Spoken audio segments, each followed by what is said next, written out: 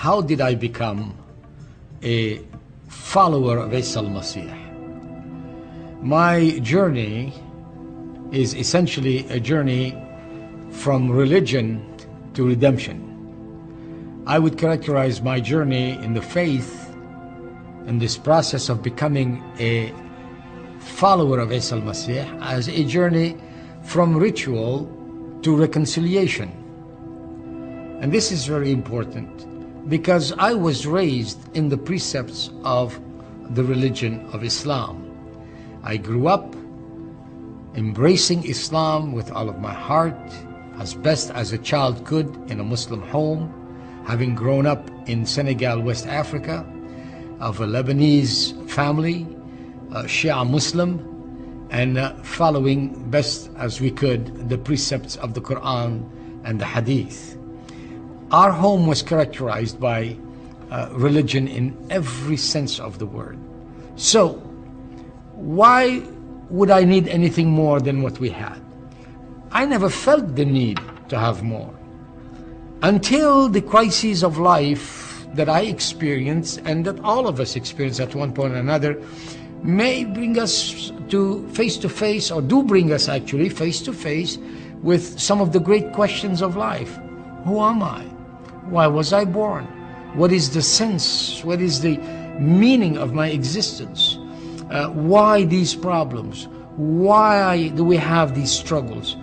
That's the nature of the human heart, to struggle with answers and to look to the mercy of God to say, Lord, why? Lord, why was it that when I was just a little child, my parents experienced divorce and we had a broken home? Why did we go through struggles in the context in which I grew up, where someone from my background would despise a black man?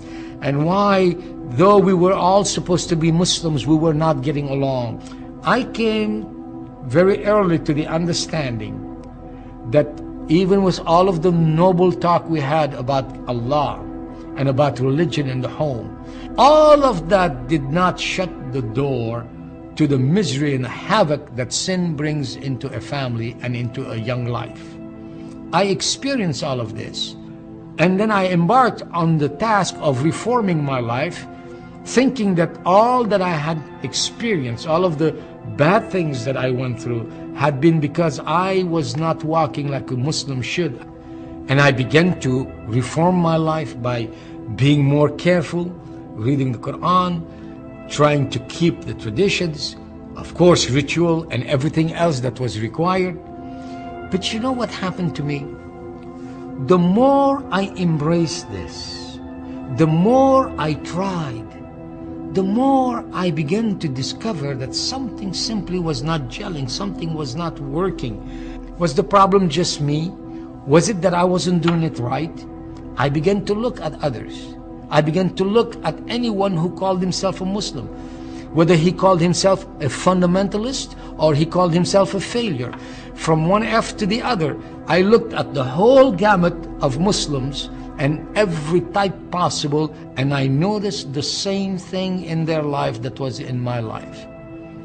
That there was no assurance of the forgiveness of sin, that there was fundamentally no peace, although we constantly spoke of peace.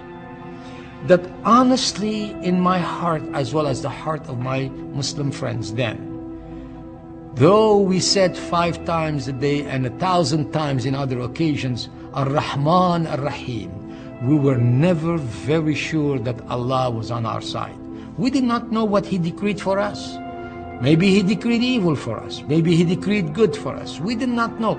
We had no assurance of anything. And in that context, the struggle to reform one's life became a lonely one, an arduous one, a difficult one, at which not only I failed, but honestly, all the Muslims I knew were failing at it. We all know how to have a nice facade of religiosity and speak eloquently to issues if we have to.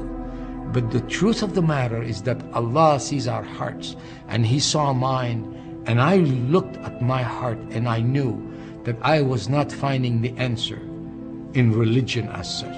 But what is there more than the deen? What is there more than iman? What is there that I needed that would take me to the next level, to the next step? I did not know. Where would I turn? What Isa al-Masih came to put before us was not just a set of rules or laws or things that we can bring forth as meritorious deeds, such as whether we call it prayer or giving alms or anything else. He came to teach us that beyond religion we needed relationship. And relationship cannot happen between us and Allah to be in the true peace, in the true Islam, in the true Salam. We cannot have that without there being first a reconciliation. This is what is taught, to have reconciliation, reconciled in the heart. This is what I learned through the message of Isa al-Masih that someone shared with me. That person, in fact, the first time that person talked to me, I was very angry with that person, saying, do not talk to me about such religious issues. Who are you? And that's when I learned that there's a great deal of difference between those who would say that they are following the Bible and those who are true followers of Isa al-Masih. The man talking to me was a true follower of Isa al-Masih. I remember the first time that I heard someone give a khutbah about the Injil, and the man that was preaching that word, I shall never forget how he held up that book, the Bible, that comprises all of the holy revelations of Allah, from the Torah to the Injil, and began to say Allah is the one who gives promises and keeps them, and He is the one who assures us that we can count on what He says. That was a comforting word for me, because he was saying that there are things that Allah says that cannot be simply trifled with, that give actually reassurance. For I grew up in a system where I was never sure if Allah was truly for me.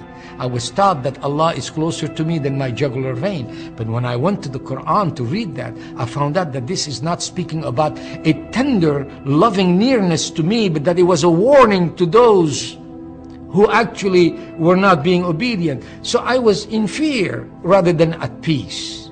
That day, among the promises that I heard, was the one that is given to us in the book of Acts, in the 4th chapter, that says to us, إِنَّ تَحْتَ السَّمَاءِ وَفُوقَ الْأَرْضِ لَا فِي غَيْرِ اسم من بعد اسم عيسى المسيح اللي بيخلصنا. That is, there is nothing, no other name under heaven and upon this earth that has been given whereby we can be saved. But that if we believe, He will forgive us.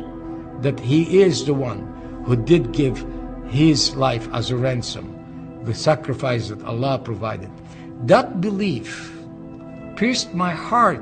It wasn't something I was looking for. I wasn't thinking, and thank God this was not an invitation for me, so to speak, to switch religions. That's not what it's about. It's not about religion. It's about reconciliation. This is the message of the gospel of the Injil. This is what Isa al-Masih brings us. Reconciliation.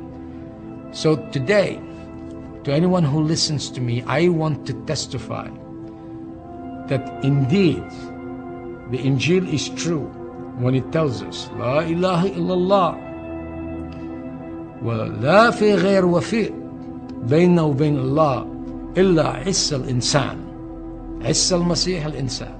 That is, there is no God but one God, and there is no mediator between man and God except Jesus Christ, the man. And so that is something today that I want to assure any hearer, that if in faith believing one accepts what the Injil says, you find the solution. My life was transformed by that truth. What I could not find just through the precepts of religion, and it doesn't matter how you call that religion, it could have been any religion. What I could not find through the precepts of religion, I found through ransom, redemption, in the name of Isa al-Masih. I found reconciliation with God that transformed my life and gave me true peace. That is why I want to follow Isa al-Masih, and why I continue to follow Isa al-Masih, and why I proclaim to anyone, please be reconciled with God in the name of Isa al-Masih and be a follower of His.